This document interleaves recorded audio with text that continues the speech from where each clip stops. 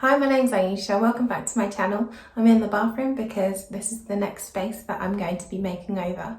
So this is the room that I did the tile vote on, and thank you to everyone who voted. I didn't actually go with the #1 choice on here and on Instagram because it was hexagon and it was just a bit too common. So I went with the diamond tiles in the end, and in every picture that I've posted of it so far, people have said that they like it because it's a bit different, and that's what I like. So I think in the end, I definitely made the right choice.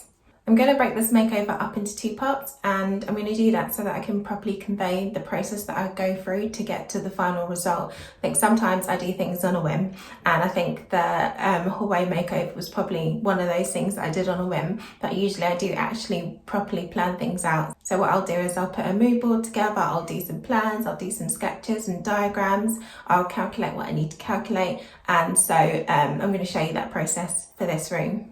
The other thing that's going to be a little bit different about this makeover is that I'm actually going to do things to a budget. So if you've already bought a new build house, then you'll know that sometimes what developers do is that they give you an incentive if you refer someone else to them. And so my refer a friend voucher should be coming in the post hopefully in the next few days. And so I'm going to try and stick to the budget of £500, which is how much it's for. That way the makeover is effectively free. Okay, so let's start planning because that's what today's video is all about. One thing I definitely know is that I don't want to bring too much of the green from downstairs up into the upstairs. So you've seen in my previous videos, the hallway has green in it, the sofa in the living room is green.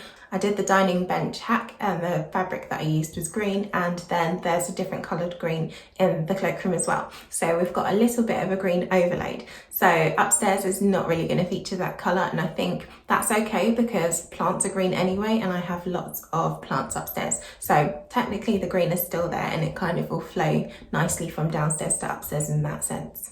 So I've decided that I'm actually going to use the colour purple for the bathroom and the ensuite up here, and then maybe in the rooms and maybe in the office as well. We'll see how far I go with it, and that might sound a bit different to the green, but it does actually go. So when I first decided on using the green, I pulled a couple of colour swatches, like images of colour swatches, and there are some that have really nice pinks that go with greens, and then some of them have purples in it as well. So green is one of those colours that actually goes with quite a few different things, so it's not too random. The reason why I decided to go for purple though is because in the ensuite, which is the one that I mainly use, I have lots of face flannels that I swap out throughout the week. And there's one particular face flannel that I have, and it's like a purple kind of colour. And whenever it's in there, just the way the light comes through and hits that colour, it looks really nice. So I decided, do you know what, I'm going to go for that colour, and I'm going to paint the ensuite that colour. And then to have everything kind of flow nicely again in the bathroom, I'll use either that colour if it looks nice or something similar. The reason why I think I might need to go for 2 different colours is because the different rooms are on the different walls of the house. So the ensuite is at the front, so it gets a south-facing light, and so it's quite light and bright in the morning, and then the sun works its way round, and then the bathroom window is there, which is on the west, so it gets a nice warm evening glow. And so you can see at the moment it's a bit grey because the light is over there somewhere.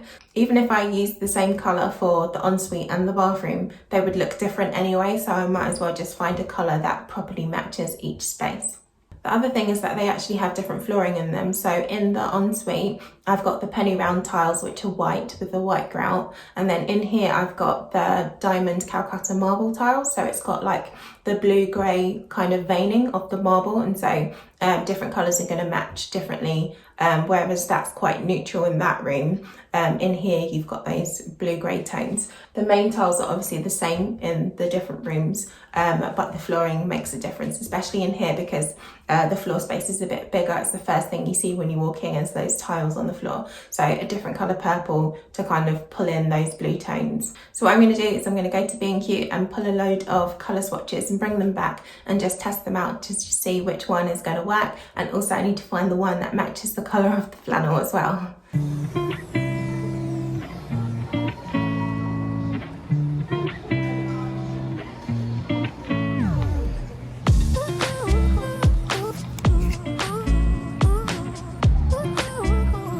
So this is the closest match to the flannel that I have. So this one's antique velvet, and I'm going to use that in the ensuite. What I've done as well is I've propped it up in various places around the room just to make sure it looks good on all of the different angles where the light is coming through, and also throughout the day as well.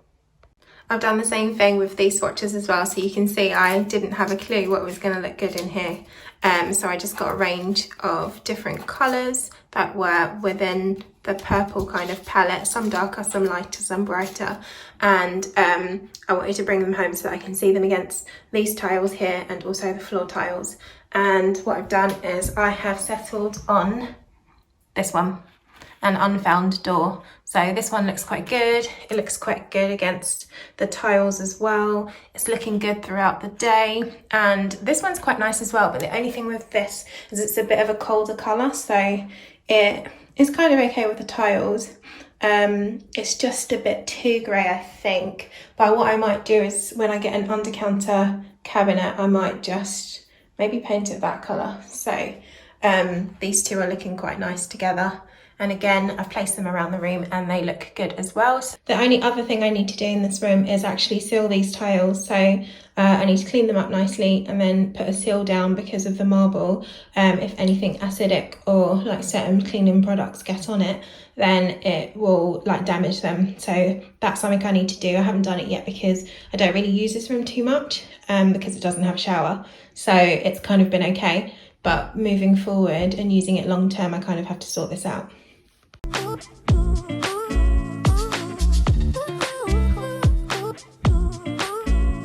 Okay, so now that I know what colour I'm working with, I managed to pick up an Unfound Door, and I also got a little tester pot of the lavender stone because, as I said, I might want to put this colour on maybe like an under sink cabinet or something. And yeah, they're looking good, but I'll see when I actually put it on the walls. So this is where the bathroom is currently at, and I've just got a few bits for storage. It's a little bit messy at the minute, but this is practically it. And this is the area that's probably going to be the most transformed because that's where I'm going to do the panelling on. I think if I stand in the bath, you'll be able to see it better.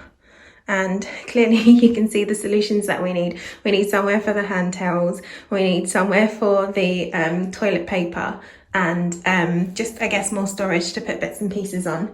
So there's not much space on the floor for bits. I might also get an under counter cabinet there because it works quite well for storage. It kind of just tucks under and it's out of the way, and then you've still got all of this usable area. But with the one in the ensuite, it doesn't come up high enough. So I'll have to hack it and like add some feet or something to make it just rise up a bit so that it sits flush against the underside of the basin. But yeah, this is pretty much it. Pretty boring, pretty basic. Not quite sure what I'm going to do over here around the bath. At some point in the future, as I've said, I will move that to that side and get a shower put in so that you can actually use this as a shower as well. You can obviously get little attachments that you put on the tap, but there's not really anywhere to put the shower head, so it doesn't really work there because I've got a window which, as you can see, needs cleaning. We've even got fingerprints there, and it needs to go this side. So but now that I know which colour it is, I can now start trying to pull other pictures of inspiration together, have a look for what items I might want to put in here, again sticking to that budget of £500. And what I want to do is, I've seen a couple of pictures that kind of piqued my interest, and one was like a bathroom that had panelling in it, and I think I posted that on Instagram. So it was like a purple panelling, but it was a different shade to the shade that I want to go for, but it looked really nice. And I saw another bathroom picture with panelling as well, and it had like a really nice structure of the dado rails on the top. So I want to do panelling that's definitely different to what's downstairs in the cloakroom and what's different to what I had on my previous bedroom wall. So I think this one is going to end up being skinny panelling, and I need to find pictures, properly structure out how I want it to be, how thick I want the panelling to be, how close together I want them to be. And also I saw another picture where there was like large art prints on the wall, and that looks quite good as well. So I definitely need large art, panelling, and then whatever else kind of pulls everything together. There isn't too much to do in this room because, you know, a lot of it is just the tiles. Obviously it's a bathroom, so the whole flooring is already done, the tiling on the walls is already done. Not quite sure what I want to do with these yet, but again, if I look for a couple of inspiration pictures, then I'll figure out how to kind of fill the space. I have said this before in a previous video, but I do use Pinterest quite a lot. I find it a bit more visually like aesthetic or pleasing than searching for things on Google. So this is probably the first place that I come to just find like interesting ideas, and a lot of interior designers will use it. They'll post their pictures on it as opposed to just random things you might find on a Google search. So what I do is I have a board for each project that I'm doing and different sections for the different rooms, and then I just pull whatever images look like they might fit with what it is that I'm trying to achieve.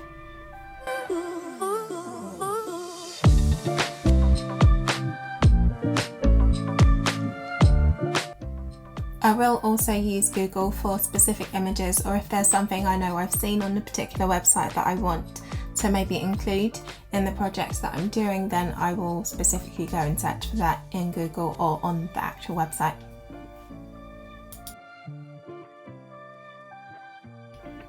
Because this one has a specific budget, as I'm going through the different websites, I'm keeping track of the different things that I'm seeing and making sure that it falls within the budget.